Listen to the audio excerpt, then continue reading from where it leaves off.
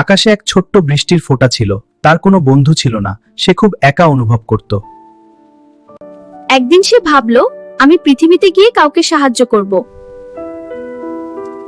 পৃথিবীতে এসে সে দেখল একটি ফুল পানির অভাবে শুকিয়ে যাচ্ছে। ছোট্ট ফোঁটা সিদ্ধান্ত নিল, সে ফুলটাকে বাঁচাবে। ফোঁটার পানিতে ফুলটি আবার হাসতে শুরু করলো। ধন্যবাদ বন্ধু, আজ থেকে তুমি একা নও। ধীরে ধীরে পাখি আর প্রজাপতিও তার বন্ধু হয়ে গেল।